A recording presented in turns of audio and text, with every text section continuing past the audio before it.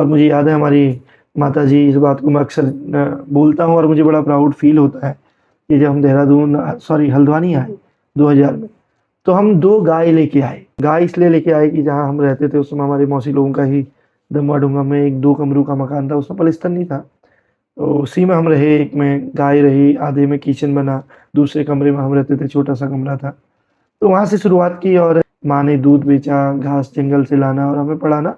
तो मुझे वो जो संघर्ष दिखा अपने माँ-बाप का, तो मुझे लगा कि नहीं यार, हमारे माँ-बाप इतना कुछ कर रहे हैं और हमें कुछ ना होने के बाद भी शहर में लेके आए, तो अब मुझे कुछ करना है। इस समय दोनों ही कॉलेजों को मिला के 2500 प्लस बच्चे हैं, अभी नया सत्र इस समय चल रहा है। और अन्य इस साल से हमने लॉ और फार्मेसी भी शुरू किया है। पहले नर्सिंग था, पैरामेडिकल था, मैनेजमेंट था, तमाम कोर्सेज थे। तो अब धीरे-धीरे ये कोर्स बढ़ते हुए जा रहे हैं, तो उम्मीद ये है कि फ्यूचर में हम विश्वविद्यालय की ओर जाएँगे। और कोई भी कॉलेज किसी बच्चे की जॉब नहीं लगा सकता है, वो माहौल दे सकता है, वो बच्चों के लिए प्लेसमेंट कंपनियाँ ला सकता है, वो इंटरव्यू करा सकता है। जिस बच्चे के अंदर योग्यता होगी, उस बच्चे को जॉब मिलेगी और हमारा काम होना चाहिए कि अपने सभी बच्चों को योग्य बनाना। नमस्कार दोस्तों, स्वागत है आपका गांव वाला चैनल के एक और वीडियो पे। दोस्तों आज की वीडियो बहुत ही बढ़िया होने वाली है। आप जानते हैं कि सोमेश्वर घाटी के लजुड़ा गांव से मैं वीडियोस बनाता हूं और अक्सर अपनी वीडियो में उन लोगों को लेता हूं जो हमारे उत्तराखंड में, हमारे पहाड़ में कुछ विशेष कार्य कर रहे हो, खासकर कृषि, बागवानी या फिर स्वरोजगार के क्षेत्र में। इसके लिए दोस्तों मैं एक गाँव से दूसरे गाँव, एक जगह से दूसरी जगह जाता हूँ और ऐसे लोगों को खोजने की कोशिश करता हूँ, उनसे बातचीत करता हूँ, उनका काम दिखाता हूँ। इसके अलावा मेरे चैनल पर 1-2 अलग अलग तरह की सीरीज भी चलती है, जिनमें से एक सीरीज का नाम है भारत भाग्य विधाता। तो इसी भारत भाग्य विधाता का दूसरा एपिसोड शूट करने के लिए मैं जा रहा हूं आज अपने गांव से देहरादून, जो कि लगभग 400 किलोमीटर की दूरी पे पड़ता है। और वहां जाके मैं मिलने वाला हूं ललित जोशी से। ललित जोशी जी जो कि CIMS और UIHMT के चेयरमैन हैं, और उनको देख के आपको लगेगा नहीं कि एक छोटे से गाँव का लड़का आज इतने ऊंचे मुकाम पे है। दोस्तों बहुत ही शानदार उनका काम है और किस तरह से वो वहाँ पे अपना इंस्टीट्यूट रन करते हैं, कौन कौन से कोर्सेज वहाँ पे हैं, कौन कौन सी डिग्रियाँ उनके द्वारा दी जाती है, वो सब आज जानने की कोशिश करेंगे। इसके अलावा उनका एक प्रोग्राम है 300 नाम से, उसमें वो 300 बच्चों को हर साल निःशुल्क अपने इंस्टीट्यूट में पढ़ाते हैं, उसके बारे में भी जानेंगे। इसके अलावा एक और शानदार प्रोग्राम उनका देश भर में चलता है नशे के विरुद्ध, सजग इंडिया नाम से, उसके बारे में भी जानेंगे। तो काफ़ी बढ़िया आज की बातचीत होने वाली है, वीडियो भी बहुत बढ़िया होने वाली है। उनका पूरा इंस्टीट्यूट आपको दिखाया जाएगा। तो अभी तक आपने मेरे यूट्यूब चैनल गाँव वाला को अगर सब्सक्राइब नहीं किया है तो कर लीजिए, फेसबुक पर हैं तो फॉलो कर लीजिए। सीधे ले चलते हैं आपको देहरादून CIMS के ग्राउंड में। तो जी फिलहाल मैं पहुंच गया हूं CIMS देहरादून और इंस्टीट्यूट के ग्राउंड में हूं। और सुबह सुबह मैं यहां पे आ गया था। मेरी कोशिश थी कि यहां के बच्चों की प्रार्थना आपको दिखाई जाए, जो कि बहुत ही सुंदर प्रार्थना ये लोग गाते हैं, कुमाऊनी की प्रार्थना। लेकिन आज सुबह से ही बहुत तेज़ बारिश हो रही है, तो संभव नहीं है कि ये ग्राउंड में प्रार्थना गाएँ। तो इस वजह से फ़िलहाल आपको सीधे मैं मिलाता हूँ ललित जोशी जी से और पूरा इंस्टीट्यूट आपको दिखाएंगे, उनसे बातचीत करेंगे। काफ़ी बढ़िया वीडियो होने वाली है, तो सीधे ललित जी के पास चलते हैं। तो दोस्तों इस वक्त मेरे साथ हैं ललित जी। सर स्वागत है आपका गाँव वाला चैनल पे। नमस्कार, नमस्कार गाँव वाले चैनल और उनके सभी ऑडियंस का, और विशेषकर मेरे माकुटिनक सबनक स्वागत, अभिनंदन, बहुत-बहुत स्वागत। सर थोड़ा सा आप संक्षिप्त परिचय अपना दीजिए। मेरा परिचय की अगर मैं बात करूँ तो मेरी जन्मभूमि जो है जनपद बागेश्वर में हरखोला, झिरौली मैग्नीसाइट जहाँ पड़ता है। अगर हम ताकुला से जाते हैं तो ताकुला के बॉर्डर पे ही झिरौली मैग्नीसाइट फैक्ट्री है, उसी के ऊपर एक हमारा गाँव है हरखोला। तो मेरी जन्मस्थली वहाँ है और मेरी प्रारंभिक शिक्षा भी 8th तक की सरस्वती शिशु मंदिर, विवेकानंद विद्या मंदिर, काफलीगैर, बागेश्वर से ही हुई।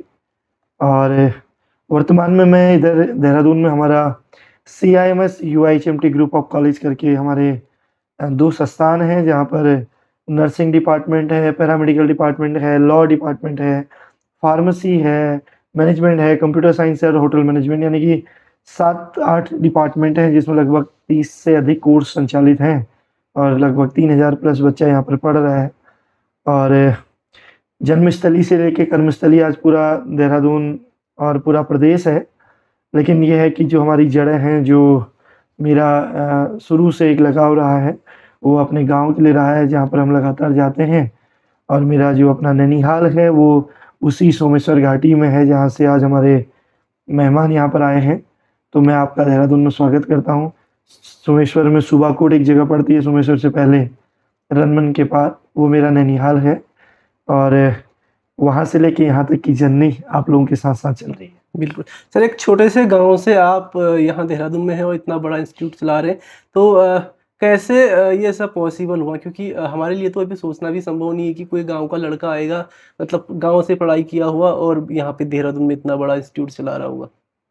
अ, देखिए कि मतलब अगर वहाँ से यहाँ तक की जर्नी कहूँ तो मुझे लगता है कि ये सबसे बड़ी अनुकंपा जो कृपा है, ये तो माँ भगवती की कृपा मेरे ऊपर है, गुरुजी की कृपा है और अपने माता-पिता का आशीर्वाद रहता है। क्योंकि 8th तक हम लोग वहाँ पढ़े और 2000 में मैं हल्द्वानी में आया, तो हम लोगों ने तो कभी ट्रेन भी नहीं देखी थी और मैं सच बताऊँ तो मैं जब देहरादून पढ़ा 2010 तक, कभी फर्स्ट क्लास एसी ट्रेन में भी नहीं बैठा हूँ। क्योंकि हम बड़े सामान्य परिवार से थे और पहाड़ में पिताजी अल्मोड़ा मैग्नेसाइट जिरौली फैक्ट्री में आप सब जानते हैं वहाँ पर क्या सैलरी होती थी उस समय 2000, 2500, 3000, 4000 यानी कि इंसान रिटायरमेंट होता था तब उसको 10,000 रुपए मिलते थे। तो वहाँ से हम उठ के आए उस परिवेश से, लेकिन एक जुनून था मन में क्योंकि आप जानते हैं कि पहाड़ का जो बच्चा होता है, वो बड़ा जुनूनी होता है, हिम्मत वाला होता है और वो कर्तव्य परायण भी होता है। अगर उसने कुछ ठान लिया तो वो उस तक पहुँचता है, बशर्ते उसको दिशा सही मिले, सही गाइडेंस मिले। तो 8th तक जब मैं यहाँ आया पहाड़ था तो मुझे बहुत ज़्यादा शौक नहीं थे।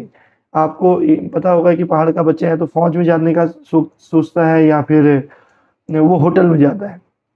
तो मुझे आर्मी में जाने का बड़ा शौक था कि मैं आर्मी में भर्ती हूँ। तो जैसे ही मैं हल्द्वानी आया तो मैंने एनसीसी ली और एनसीसी के थ्रू मैंने अपना ए-बी सर्टिफिकेट किया 78 बटालियन से, वहीं से 12वीं किया। तो जब हल्द्वानी 3 साल रहे तो हमारी माताजी हमारे साथ थे, पापा वहीं अल्मोड़ा में जॉब करते थे मैग्नेसाइट में। तो मुझे शुरू से ये था कि मुझे अपने माता-पिता के लिए कुछ करना है, अपने गाँव के लिए कुछ करना है, मुझे आगे बढ़ना है। क्योंकि हम लोगों ने ट्रेन, हवाई जहाज़ या बड़े-बड़े घर, बड़े-बड़े लोग या बड़ी-बड़ी जो आपने अधिकारी पता भी नहीं होता था कि कोई आईएएस का फॉर्म होते हैं, आईपीएस होता है, कोई आर्मी ऑफिसर होता है, कैसे फॉर्म भरते हैं। पहाड़ का एक सामान्य परिवार का बच्चा या आज भी जो बच्चे पढ़ रहे हैं, उनको एक प्रॉपर करियर काउंसलिंग की जानकारी ना होने की वजह से उन्हें कुछ पता नहीं होता है। सेम हमारी हालत भी थी। लेकिन जब हल्द्वानी आए तो मैं एमबी इंटर कॉलेज में पढ़ा, तो आप ये मान सकते हैं कि जब शहर में आने के बाद अगर कोई गाँव का बच्चा इंटर कॉलेज में जाता है, तो आप ये समझ लीजिए कि वो शहर में तो आ गया, लेकिन उसकी आर्थिक स्थिति अभी भी अच्छी नहीं है। तो वो जो एमबी इंटर कॉलेज में हम पढ़े, तो एमबी इंटर कॉलेज मेरे लिए लकी इंटर कॉलेज था। आज वहाँ के गुरुजनों की बदौलत मैं यहाँ पर हूँ। लेकिन वहाँ पर अक्सर वो बच्चे पढ़ते थे जो अभावशाली थे, जिनके घर की आर्थिक स्थिति अच्छी नहीं थी। बट हमने कभी अपने मन में गरीबी वाले भाव कभी लेके नहीं आए। कभी ये नहीं सोचा कि नहीं यार हम गरीब हैं या हमारे पास पैसे नहीं हैं। हम खुश रहते थे और मुझे याद है हमारी माताजी इस बात को मैं अक्सर बोलता हूँ और मुझे बड़ा प्राउड फ़ील होता है कि जब हम हल्द्वानी आए 2000 में, तो हम 2 गाय लेके आए। हमारी माताजी 2 गाय लेके आई और एक गाय हमारे वहीं दादाजी थे हरिचंद जोशी जी, उनके वहाँ से लाए और मुझे याद है कि उनके 1500 रुपए भी हम उस समय नहीं दे पाए थे। उन्होंने कहा था कोई बात नहीं अभी खर्चा है बाद में दे देना। तो ये 2000 की बात है, आज से 25 साल पहले की बात है। तो गाय इसलिए लेके आए कि जहाँ हम रहते थे उस समय हमारे मौसी लोगों का ही दमवा-डुंगा में एक 2 कमरों का मकान था, उसमें पलस्तर नहीं था। तो उसी में हम रहे, एक में गाय रही, आधे में किचन बना, दूसरे कमरे में हम रहते थे, छोटा-सा कमरा था। तो वहाँ से शुरुआत की और पिताजी वहाँ 14-15 साल बिना बच्चों के उन्होंने रात-दिन मेहनत की। माँ ने दूध बेचा, घास जंगल से लाना और हमें पढ़ाना। तो मुझे वो जो संघर्ष दिखा अपने माँ-बाप का, तो मुझे लगा कि नहीं यार, हमारे माँ-बाप इतना कुछ कर रहे हैं और हमें कुछ ना होने के बाद भी शहर में लेके आए, तो अब मुझे कुछ करना है, इससे आगे मैं खुद करूँगा। और संयोगवश मैं 2005 में फिर देहरादून आया। हमारे एक मेरे मामा जी लगते हैं, मेरी मम्मी के मामा के बेटे, वो सचिवालय में थे, रेस कोर्स में रहते थे। तो मामा जी लोगों का कटघरिया में घर होता था, तो हम कुट्टी काटने जाते थे वहाँ, जब छुट्टी होती थी। तो तुम्हें पता है भई आप कहीं जाते हो तो आपको कुछ पारितोषिक भी मिलता है। तो छुट्टी के टाइम पे हम साइकिल से दमवा-डोंगा से कटघरिया जाते थे। तो मामा जी एक बार आए थे, उन्होंने कहा यार भाणेज तू आ जा देहरादून कभी। तो मेरा इत्तेफ़ाक से 2005 में पॉलिटेक्निक का एग्ज़ाम था और मैं उसकी काउंसलिंग के लिए आया।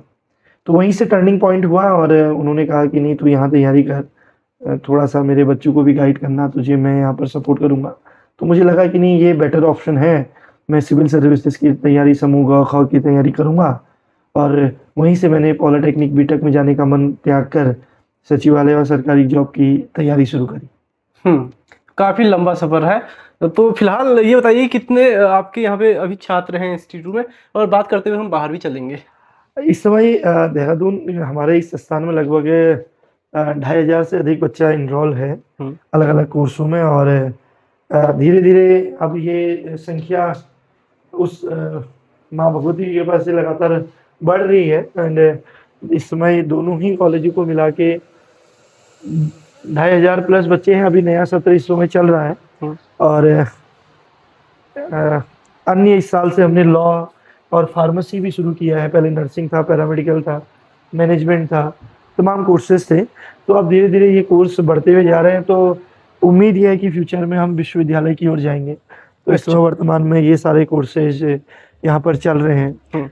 एमएससी नर्सिंग है, बीएससी नर्सिंग है, जनरल नर्सिंग है, पोस्ट बीएससी एएनएम है, BMLT radiology, BPT microbiology, pathology, OT, opto, आप देख रहे होंगे BBA, BL, BCA, BSc IT, LLB, hotel management, तमाम कोर्सेज हैं। और ये कुछ बच्चे हैं जो हमारे यूनिवर्सिटी के गोल्ड मेडलिस्ट बच्चे हैं, जो यहाँ पर जिन्होंने अपना इस संघर्ष करके आज इस मुकाम पे हैं कि हमारे माननीय गवर्नर साहब ने उनको सम्मानित किया, उनको प्रोत्साहित किया। तो ये संस्थान है जहाँ पर हम लगभग 300 बच्चों को प्रतिवर्ष एक हमारा सुपर 300 प्रोग्राम चलता है, उसके तहत हम 300 आर्थिक रूप से कमज़ोर बच्चे, अंत्योदय परिवार के बच्चे या वीर नारियों के बच्चे जो शहीद परिवारों के बच्चे हैं, पत्रकारों के बच्चे, साहित्यकारों के बच्चे, यानी कि जिन माँ बापों की पारिवारिक कंडीशन अच्छी नहीं है, अंत्योदय परिवार के बच्चे हैं और बच्चे मेधावी हैं, ऐसे बच्चों को हम यहाँ पर शिक्षा देते हैं। लगभग 500 से अधिक बच्चे यहाँ से पढ़ चुके हैं, अपने पैरों में खड़े हैं। तो दोनों कैटेगरी के बच्चे आते हैं, जो बच्चे अच्छे घरों के हैं, अच्छे परिवारों के हैं, वो बच्चे भी यहाँ पर पढ़ रहे हैं। और लगभग 13 डिस्ट्रिक्टों के बच्चे यहाँ पर हैं, 15 से अधिक राज्यों के बच्चे हैं, नेपाल भूटान के बच्चे भी हमारे यहाँ पर हैं। तो अभी हाँ, एक कोशिश की है कि एक संस्थान केवल संस्थान नहीं, एक गुरुकुल की तरह हम इसको चलाएं, और एक ग्रीन इन्वायरमेंट, एक अच्छा इन्वायरमेंट हो। बच्चों के मेंटल हेल्थ को लेके हम विशेष ध्यान देते हैं, उनकी फिजिकल एक्टिविटी अच्छी हो, उनका ग्रूमिंग अच्छी हो, वो बच्चे अपने माता पिता के बारे में सोचे, वो अपने परिवार के बारे में सोचे, वो बच्चा अपने घर के बारे में सोचे कि अगर वो पढ़ने के लिए घर से दूर निकला है तो वो जी जान से मेहनत करे, अपने माँ बाप की खून पसीने की जो कमाई है वो पैसा बर्बाद ना हो। तो हम कोशिश करते हैं कि बच्चों को इस तरह से तराशा जाए, इस तरह से उनको ग्रूम किया जाए। तो अभी वर्तमान में, क्योंकि 2012 में मैंने पहला कॉलेज इस्टेब्लिश किया था UIHMT के नाम से, Uttaranchal institute of hospitality management and tourism, तो वहाँ होटल मैनेजमेंट से शुरू किया। 2019 में उत्तराखंड का सबसे पुराना नर्सिंग कॉलेज है CIMS, उसको टेक ओवर किया है। और इस साल हम 25 वर्ष पूरे करने जा रहे हैं नर्सिंग के फील्ड में। फर्स्ट नर्सिंग कॉलेज है। आज हमारे लगभग 500 से अधिक बच्चा गवर्नमेंट जॉब में है, 200 प्लस बच्चा फॉरेन में है, 10,000 बच्चा इस ग्रुप ऑफ कॉलेज से पास आउट हो चुका है। और ये यात्रा भी आगे चलते हुए जा रही है, और अनवरत रूप से हम लोग आगे शिक्षा के क्षेत्र में, सामाजिक क्षेत्र में काम कर रहे हैं। यहाँ पे सर मैं देख रहा था, जब आ रहा था तो एनसीसी का भी बोर्ड लगा हुआ था, तो एनसीसी भी ये बच्चों के लिए? जी, हमारे पास हमारे जो बच्चे हैं उनको एनसीसी, एनएसएस, क्योंकि एक फिजिकल एक्टिविटी बहुत ज़रूरी होती है। केवल पढ़ाई पे आज के टाइम पे अगर हम केवल बच्चों को पढ़ाई पे फोकस कराएंगे तो मुझे लगता है कि पढ़ाई से सब कुछ नहीं होता है। पढ़ाई इम्पॉर्टेंट है, लेकिन व्यवहारिक पढ़ाई के साथ एक व्यवहारिक ज्ञान का होना, व्यवहारिक रूप से पढ़ना, वो एक बहुत बड़ा इम्पॉर्टेंट एक टूल है। तो उसके लिए हम लोगों ने एनसीसी और एनएसएस को हम लेके आए, और साथ में हमने डिफेंस के लिए भी बच्चों को आर्मी की प्रैक्टिस कराने के लिए एनडीए, सीडीएस, आप तमाम प्रकार के जो हमारे ऑब्स्टिकल है कि पहाड़ का बच्चा आर्मी में जाना चाहता है, वो कैसे आर्मी में जा सकता है, वो कैसे एनडीए, सीडीएस, एफकेट कैसे क्वालिफाई कर सकता है, वो कैसे इंटरव्यू की तैयारी करेगा। ये जीटीओ ग्राउंड भी हमने बच्चों की फिजिकल के लिए दिया है कि बच्चा मॉर्निंग में उठे, इन ग्राउंड का उपयोग करें, मेंटली वो रहे। और इसी तरह से इनके लिए जिम का भी यहाँ पर उपयोग किया जाता है। और इधर स्विमिंग पूल एक बच्चों के लिए बनाया जा रहा है, अभी उसका रिनोवेशन चल रहा है। तो मुझे लगता है कि जब पढ़ने वाले बच्चे को, वो बच्चा फिजिकली एनसीसी में, स्पोर्ट्स में, जिम में, इंडोर गेम में इन्वॉल्व है, तो फिजिकल फिटनेस के साथ साथ उसका जो मेडिकल फिटनेस है वो भी फिट रहता है। और ओवरऑल मुझे लगता है कि आज के टाइम पे अगर बच्चा ओवरऑल डेवलप्ड है, अगर बच्चा ओवरऑल ग्रूम्ड है, तो ऐसे बच्चों को फिर आगे बढ़ने से कोई रोक नहीं सकता है। बिल्कुल। सर हम तो आपको सीआईएमएस के तौर पे बहुत बाद में जानते हैं, लेकिन जब आप हमारे स्कूल में आए थे सन 2014 की मेरे ख्याल 13 की बात थी, तो सजग इंडिया करके आपका एक प्रोग्राम चलता है। आप नशे के खिलाफ जो है नशे के प्रति जागरूकता अभियान स्कूल में जा जाके चलाते हैं, तो उसके थ्रू पहले जानते हैं आपको, तो उसके बारे में भी बताइए कि क्या है सजग इंडिया। मेरा सजग इंडिया से एक बड़ा दिल का लगाव है, क्योंकि 2010 में जब मैंने पहली बार वो कार्यक्रम शुरू किया था, तो मेरा ये था कि मैं एमबीए करके जब 2005 में देहरादून आया 12th करके, 2010 में मेरा एमबीए हुआ और 2005 से 10 तक मेरा ग्रेजुएशन, कॉलेज और बहुत सारा स्ट्रगल पीरियड रहा। 2009 में जब मैं एमबीए करके फ़ॉरेन गया ट्रेनिंग पीरियड में, Dubai, Malaysia, Singapore, Hong Kong, Macau, यानी कि 2012 में जब मैंने जॉब छोड़ के अपना स्टार्टअप किया होटल मैनेजमेंट का, उससे पहले मैं 12-13 कंट्री घूम चुका था। अपने माता पिताजी को भी लेके गया। शौक होता है, क्योंकि जब हम ट्रेन में भी नहीं बैठे होते हैं तो कैसा हवाई जहाज़ होता है, कल्पना होती है कि यार हम जाएंगे, अपने माता पिता को भी ले जाएंगे। तो मैंने वो सपना अपना पूरा किया, उसको जिया। तो 2010 में जब मैं यहाँ आया देहरादून में, उस समय जो नशा था वो पनप रहा था। तो मैं कुछ कॉलेजों में, शुरू से मुझे काउंसलिंग का बड़ा शौक रहा है, मैं कई कॉलेजों के साथ जुड़ा, कई कॉलेजों के साथ मैंने इंटरेक्शन किया। तो मैं देख रहा था कि बच्चा नशे की गिरफ्त में जा रहा है। माँ बाप दूध बेच के, पिताजी फौज से पैसा भेज रहे हैं, माँ जंगलों में काम करके भेज रही है, लेकिन बच्चे जो है ड्रग्स की ओर जा रहे थे। तो मेरे मन में ये हुआ कि मैं बच्चों को बचाऊं, उनके लिए कुछ काम करूं। तो मन ये था कि सजग इंडिया करना है, उत्तराखंड नहीं पूरे भारतवर्ष को सजग करना है। तब ये कॉलेज चलाऊंगा या कॉलेज खोलूंगा, ऐसा कॉन्सेप्ट भी नहीं था। तो मैं स्कूलों में जब जाने लगा, तो उसी बीच मुझे लगता है उस समय 2014 में जब आपसे मुलाकात हुई होगी, आप 10th 11 या 9 10th 11 12th में होंगे। तो उस समय और वो चौथा वर्ष था, मैं लगातार आ रहा था।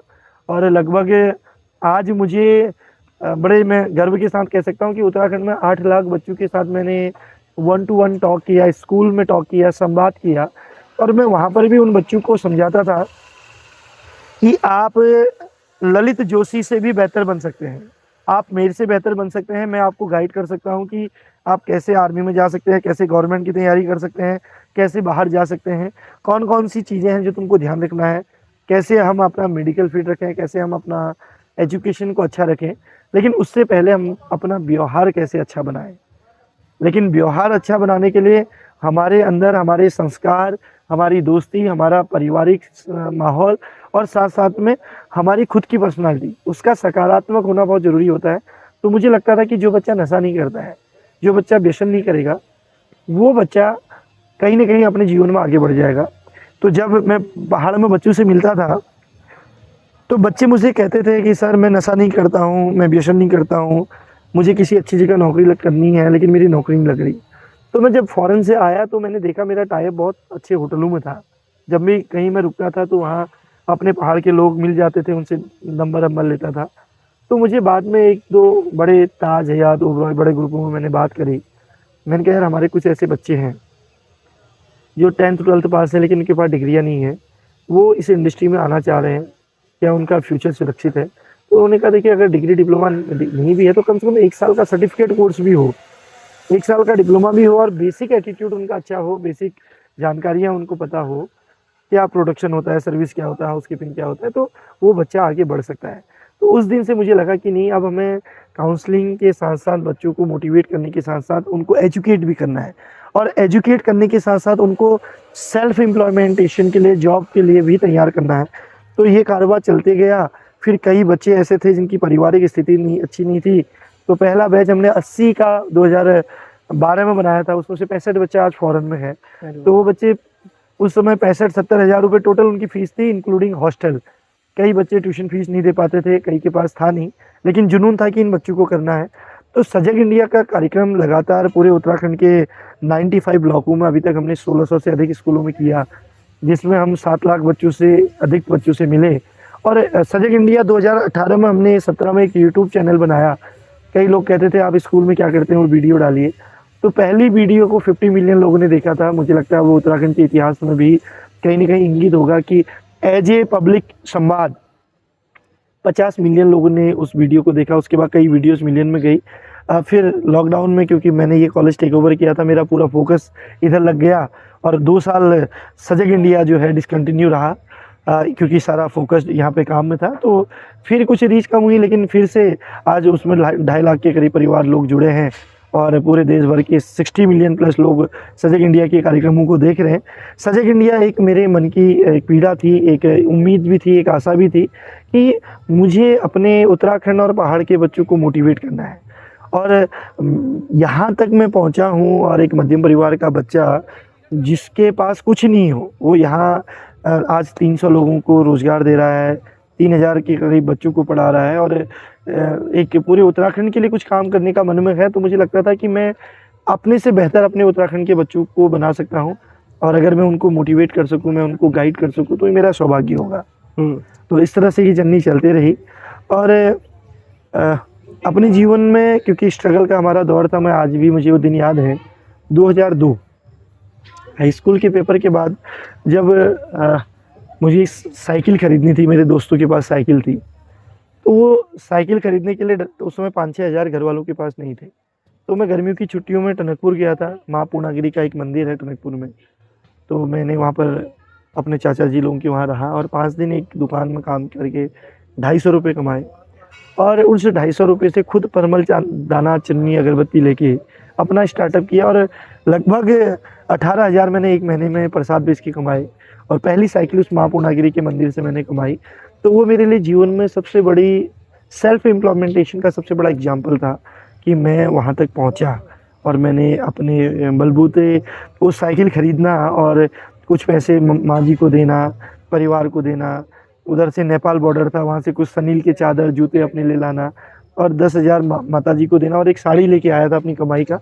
तो वो एक मेरा स्टार्टअप था 2002 में और आज ये जो संस्थान आप देख रहे हैं CIMS UIHMT group of college, उसी माँ पूर्णागिरी और अपने माता पिता और मित्रों के आशीर्वाद से, उनके मार्गदर्शन से यहाँ तक कि ये जो रास्ता है वो बना है।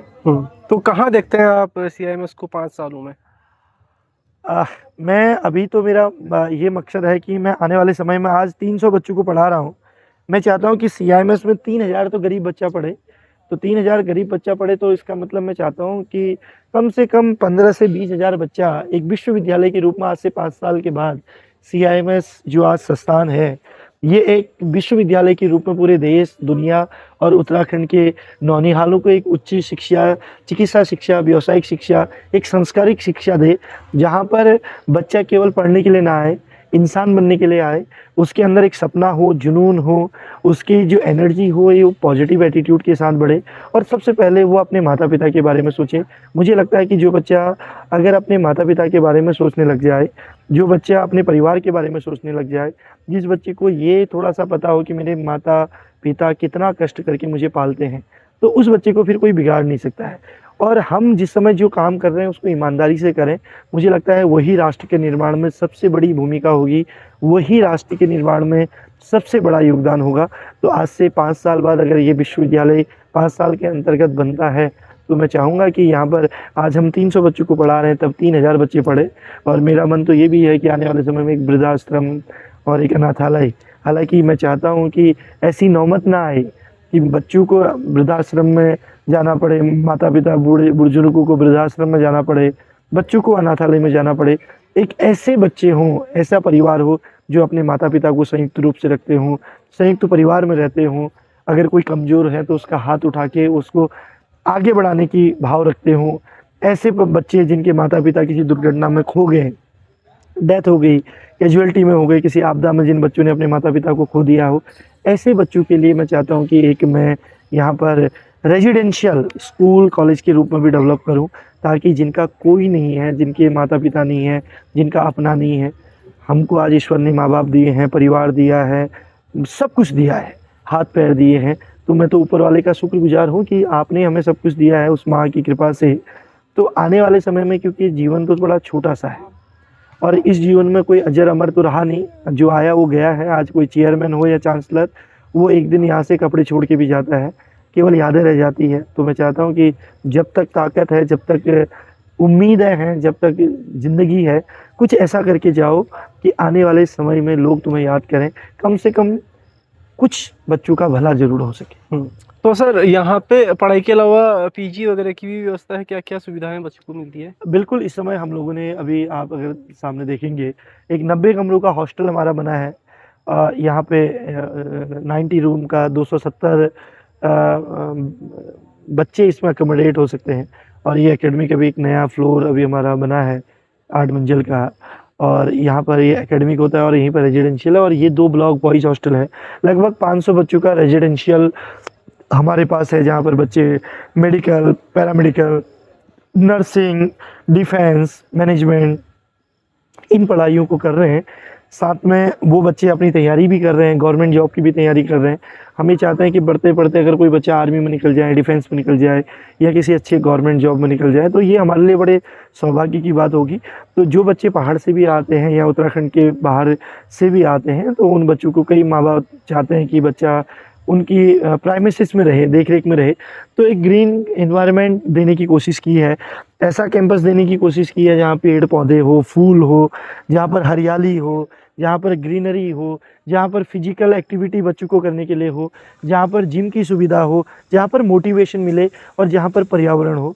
क्योंकि आपके आस-पास अगर जितनी ग्रीनरी होगी, जितना पर्यावरण अच्छा होगा, जितना हम अच्छा माहौल बच्चों को दे पाएँगे, उससे कहीं न कहीं बच्चों का मानसिक विकास, शारीरिक विकास और व्यावहारिक विकास भी होता है। सर देहरादून है हम कहते हैं कि देहरादून एजुकेशनल हब है करके, तो निजीकरण लगातार हो रहा है शिक्षा का, तो आप भी एक तरह से निजी व्यवसायी है ये, व्यवसायी कहूँगा शिक्षा का, तो किस तरह के चैलेंजेस इसमें रहते हैं? क्या कॉम्पिटिशन रहता है? कैसे उसे डील करते हैं?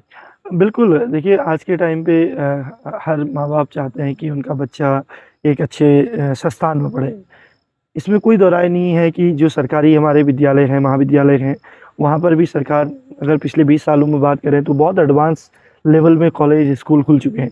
लेकिन जिस तरह से लगातार आबादी बढ़ रही है, देहरादून में केवल उत्तराखंड के बच्चे नहीं, अभी तो पूरे देश के बच्चे आते हैं, विदेशों के बच्चे आते हैं। जब बाहर के राज्य का बच्चा उत्तराखंड में आता है, तो कहीं न कहीं उत्तराखंड के अंदर वो पैसा लेके आता है। उत्तराखंड में चाहे वो पीजी में रहे, हॉस्टल में रहे, यानी कि जिस कॉलेज में वो एडमिशन ले रहा है, वहाँ से लेके उसके इर्द-गिर्द 10 किलोमीटर में लोगों को एक रोज़गार मिलता है। तो आज जैसे यहाँ पर इतने बच्चे पढ़ रहे हैं, तो 300 से अधिक परिवारों को हमने रोज़गार दिया है। 500 से अधिक लोगों को डायरेक्टली इनडायरेक्टली रोज़गार मिला है, किसी का रूम लगा है, किसी की दुकान चल रही है। यानी कि इस संस्थान की वजह से अगर 1500 परिवार पल रहे हैं, तो एक परिवार में अगर 5 लोग भी हैं, तो 7500 लोग लाभान्वित हैं संस्थानों से। हाँ, एक चैलेंज ज़रूर है क्योंकि प्राइवेट इंडस्ट्री में भी बहुत सारे संस्थान, कॉलेजेस हैं जो अपने अकॉर्डिंग अपने संस्थानों को चलाते हैं। मेरा ये मानना है कि अगर आपको लॉन्ग टर्म में अच्छा कॉलेज चलाना है, तो आपको डिसिप्लिन तो रखना ही पड़ेगा। आपको अपने बच्चों के प्रति, अपने समाज, अपने संस्थान के प्रति एक डिवोशन, एक डिसिप्लिन, एक डेडिकेशन रखना पड़ेगा। क्योंकि पैसा कमाने के ज़रिए 50 हो सकते हैं, पैसा तो आप कहीं से भी कमा लेंगे। लेकिन एक अच्छी शिक्षा देना, एक अच्छा माहौल देना, एक अच्छा बच्चों को प्रैक्टिकल अनुभव देना, अगर आपका संस्थान ये सब कुछ प्रोवाइड कराता है, तो भले ही देर हो लेकिन अंधेर नहीं होती है। आजकल के बच्चे कई बार देखने को लगता है कि जहाँ फ्लेक्सिबिलिटी होती है, जहाँ पर डिसिप्लिन नहीं होता है, जहाँ पर बच्चों को छूट होती है, जहाँ पर बच्चों को अनुशासन में रखने के लिए बाध्य नहीं किया जाता है, बच्चा वहाँ जाना पसंद करता है। उसमें कहीं न कहीं कई बार हमको लगता है कि बच्चों की पहली प्रेफ़रेंस वहाँ होती है जहाँ उनको आज़ादी मिले, जहाँ पर उनको कॉलेज की लाइफ़ जीने को मिले। तो ऐसा नहीं है कि यहाँ पर कॉलेज की लाइफ़ जीने को नहीं मिलती है, बट मैं ये चाहता हूँ कि माँ-बाप ने अगर पैसा लगाया है, तो उन बच्चों का भविष्य बनना चाहिए, उनको अच्छा माहौल मिलना चाहिए। क्योंकि घूमना-फिरना, मौज-मस्ती तो कल भी हो जाएगी, लेकिन इंटर के बाद जिस उम्मीद के साथ वो बच्चे आए हैं, उस उम्मीद में खरा उतरने के लिए अगर थोड़ा अनुशासन भी बनाना पड़े, थोड़ा बच्चों को समझाना भी पड़े, थोड़ा उनकी ग्रूमिंग पे काम करना पड़े, तो करना चाहिए। और वही संस्थान आगे बढ़ेगा जो गुणवत्ता पे ध्यान देगा, जो अच्छी पढ़ाई पे ध्यान देगा, जो बच्चों के ट्रेनिंग प्लेसमेंट पे ध्यान देगा, जो बच्चों के ओवरऑल डेवलपमेंट पे ध्यान देगा। तो आने वाले समय में ये आप देखिएगा कि बहुत सारे कॉलेजेस बंद भी हो रहे हैं, कई लोगों ने खोले हैं, वहाँ बच्चे नहीं हैं। लेकिन अगर आपका संस्थान अच्छा है और आप ईमानदारी से काम कर रहे हैं, तो आप निरंतर आगे बढ़ते रहेंगे। यही एक सफलता का सूत्र है कि आप अपने काम को ईमानदारी से कीजिए। सच्चे मन से कीजिए, आप अपना 100% दीजिए, आप पूरे डेडिकेशन, डिवोशन, डिटर्मिनेशन और डिसिप्लिन के साथ काम कीजिए। मुझे लगता है कि जब आप मेहनत करते हैं, आप अपना 100% देते हैं, वो एक तरह से राष्ट्र का निर्माण भी है। अगर हम आज उन बच्चों को अच्छा नागरिक बना रहे हैं, अच्छा इंसान बना रहे हैं, तो यही हमारे लिए देश सेवा है। और निश्चित रूप से वो बच्चे कल अपने परिवार के साथ-साथ राष्ट्र के निर्माण में भी अपनी भूमिका निभाएँगे। तो सर प्लेसमेंट की क्या यहाँ पे व्यवस्था है? कंपनी वगैरह आती हैं? कैसे आप बच्चों का देखते हैं कि जॉब मिल जाए तुरंत ही? जॉब प्लेसमेंट की अगर बात करूं, क्योंकि हेल्थ और पैरामेडिकल हॉस्पिटैलिटी एक ऐसा इंडस्ट्री है जहां पर बच्चों के लिए जॉब की कमी नहीं है। कोई भी संस्थान अगर एक अच्छा माहौल दे दे और बच्चा ओवरऑल उसका डेवलपमेंट हो, बच्चा अनुशासित हो, बच्चा अगर आगे बढ़ने के लिए लालायित है और उसे लगता है कि मैं कर सकता हूँ, 3 वर्ष में अगर बच्चे को हमने या 4 साल के अंदर बच्चों के अंदर हमने मेहनत की है, तो चाहे हॉस्पिटल हो, क्योंकि आप जानते हैं कि नर्सिंग के फील्ड में इतनी जॉब संभावनाएं हैं, विदेशों तक से हमको ऑफर आते हैं कि बच्चों को विदेश भेजिए। हालांकि हम चाहते हैं कि पहले बच्चे 1-2 साल इंडिया में काम करें। तो नर्सिंग, पैरामेडिकल में सरकारी हॉस्पिटल, प्राइवेट हॉस्पिटल, अभी आपने देखा होगा कि राज्य सरकार में 25,000 से अधिक स्वास्थ्य विभागों में सरकारी नौकरी लगे हैं, जिसमें कई सैकड़ों बच्चे हमारे कॉलेज के भी पास आउट हुए हैं, वहाँ पर नौकरी कर रहे हैं। उसके अलावा जो मैनेजमेंट, कंप्यूटर साइंस, इस समय आईटी का टाइम है, मैनेजमेंट और आईटी में एक बूम है। हॉस्पिटैलिटी की अगर हम बात करें, तो हॉस्पिटैलिटी में अगर आप देखेंगे, आज हॉस्पिटल एंड हॉस्पिटैलिटी जिस इंडस्ट्री में हम काम कर रहे हैं, वहाँ पर इतनी डिमांड है कि बच्चा अगर अनुशासित है, उसके अंदर कोई व्यसन नहीं है, बच्चा किसी काम को छोटा बड़ा नहीं समझता है, वो मेहनत करना चाहता है, वो आगे बढ़ना चाहता है, तो काम करने के लिए और काम करने वाले के लिए कोई जॉब की कमी नहीं है। तो हमारे वहाँ भी लगातार हॉस्पिटल, कंपनियाँ और बड़े-बड़े इंडस्ट्री से हमारा अपना टाई अप है, वो आते रहते हैं। लेकिन हमारा फ़ोकस ये रहता है कि बच्चों को ये कहने के बजाय कि हम तुम्हारी नौकरी लगाएँगे, हम एडमिशन के दिन ही कहते हैं कि हम आपको योग्य बनाएँगे। योग्य बनने का काम आपका है। अगर आप योग्य बनेंगे तो आपको जॉब मिलेगा। अगर आप किसी संस्थान या कॉलेज के भरोसे रहेंगे कि वो तुम्हारी नौकरी लगाएगा, तो इस गलतफ़हमी में मुझे लगता है कि किसी भी बच्चे को नहीं रखना चाहिए। हम बच्चे को हर चीज़ मेंटली प्रिपेयर करें कि 3 साल बेटा अगर आप मेहनत करेंगे, अगर आप अपना 100% देंगे, अगर आप आगे बढ़ने के लिए तैयार हैं, तो हम आगे बढ़ाने के लिए तैयार हैं। लेकिन जॉब आपकी क्वालिटी पे, जॉब आपकी नॉलेज पे, जॉब आपकी कर्मठता पे, जॉब आपके पोटेंशियल पे ही आपको मिलती है। और कोई भी कॉलेज किसी बच्चे की जॉब नहीं लगा सकता है, वो माहौल दे सकता है, वो बच्चों के लिए प्लेसमेंट कंपनियाँ ला सकता है, वो इंटरव्यू करा सकता है। जिस बच्चे के अंदर योग्यता होगी, उस बच्चे को जॉब मिलेगी। और हमारा काम होना चाहिए कि अपने सभी बच्चों को योग्य बनाना। तो उसके अलावा क्या-क्या एक्टिविटीज़ हैं? जैसे मैं देख रहा हूँ कि अभी पतंगा लटकी हुई है, कोई एक्टिविटी हुई थी, कोई इवेंट इस हाल ही में हुआ था क्या? बिल्कुल, ये हमारा जो एरिया है, अक्सर इसको हम इसी तरह से सजा के रखते हैं, क्योंकि बच्चे यहाँ पर रहते हैं। अभी आप देख रहे होंगे, ये हमने चिड़ियाओं के लिए एक ये बनाया है। यहाँ पर कई चिड़ियाँ रहती हैं, अगर आपको आवाज़ सुनाई दे रही होगी। अब आ गई होगी आवाज़। ये चिड़ियाओं की आवाज़ ये अपने आप में एक मेंटल पीस देती है। तो जो संस्थान आप देख रहे होंगे, इसको हमने एक गुरुकुल की तरह इसको सजाया है। सामने मंदिर है, जब एंट्री करते हैं बच्चे सुबह-शाम मंदिर जाते हैं। ये हमारा वो पार्ट है जहाँ पर बच्चे बैठते हैं। डाइनिंग का एरिया है। अभी मैं आपको अपने जो अंदर बच्चों का मेस है, वो एरिया दिखाऊँगा। उधर कैफेटेरिया है। ये लॉन एरिया है जहाँ पर बच्चा योगा, मेडिटेशन करता है। बच्चे शाम को बैठते हैं, सुबह बैठते हैं। और अगर बच्चा 10 मिनट भी आँख बंद करके यहाँ पर बैठे, तो मुझे लगता है कि ये जो वातावरण है, ये कैंपस की एक जो अनुभूति है, ये ग्रीन कैंपस अपने आप में एक सौहार्द का होता है। और ये जो पतंग है आप देख रहे हैं, खुशहाली का एक एग्जाम्पल है। आपने देखा होगा जब घरों में, मंदिरों में, परिवार में कोई खुशहाली कार्यक्रम होते हैं, तो इस तरह के पतंग हम लोग लगाते हैं, विशेषकर शादी ब्याह या मांगलिक कार्यों में। कॉलेजों में हमेशा मंगल होता है, बच्चे आते हैं, पारिवारिक लोग रहते हैं और इवेंट भी हमारे वहाँ होते रहते हैं। अभी 2 दिन पहले माननीय प्रधानमंत्री जी ने पूरे देश के 1 करोड़ से अधिक युवाओं के साथ उन्होंने संवाद किया था। और उत्तराखंड से हमें सौभाग्य मिला कि हमारे संस्थान के 250 बच्चे उस संवाद कार्यक्रम से जुड़े। माननीय प्रधानमंत्री जी का भी यही सपना है कि हमारा युवा अगर व्यसन मुक्त होगा, अगर हमारा युवा नशा मुक्त होगा, अगर हमारा युवा नशे से दूर होगा, तो वो बच्चा ही आगे बढ़ पाएगा। और माननीय प्रधानमंत्री जी, हमारे प्रदेश के मुख्यमंत्री जी, हमारे राज्यपाल महोदय उनकी उस बात को दोहराते हुए, क्योंकि हम 15 वर्ष से सजग इंडिया के माध्यम से पूरे उत्तराखंड के अंदर लाखों बच्चों से मिल रहे हैं, तो एक नई ऊर्जा मिली कि जिस काम को हम 15 वर्ष से कर रहे हैं, आज माननीय प्रधानमंत्री जी ने उस काम पे मोहर लगाया है और हमारे संस्थान को चुना है, जहाँ पर हमारे 250 बच्चे, हम डायरेक्ट माननीय प्रधानमंत्री जी के साथ लाइव जुड़े थे, उनको हमने सुना और कई बच्चों ने अपनी बातें अलग अलग प्लेटफॉर्म के माध्यम से रखी, माई भारत ऐप के माध्यम से, रील्स के माध्यम से, नुक्कड़ नाटक के माध्यम से, एक्टिविटी के माध्यम से, पेंटिंग के माध्यम से नशा मुक्त समाज के निर्माण में हमारी क्या योगदान हो सकता है, उसको लेके यहाँ पर पूरे जिले का कार्यक्रम हुआ था। अभी राज्य स्तरीय कार्यक्रम होना है, क्योंकि पढ़ाई के साथ साथ हम लोग लगातार इस बात की कोशिश करते हैं कि हमारे संस्थान में जितनी अधिकतम एक्टिविटी होंगी, जितने अधिक हमारे बच्चे पार्टिसिपेट करेंगे, हमारे बच्चों के अंदर एक कॉन्फिडेंस आएगा, हमारे बच्चे बोलना सीखेंगे, हमारे बच्चों का ओवरऑल डेवलपमेंट होगा।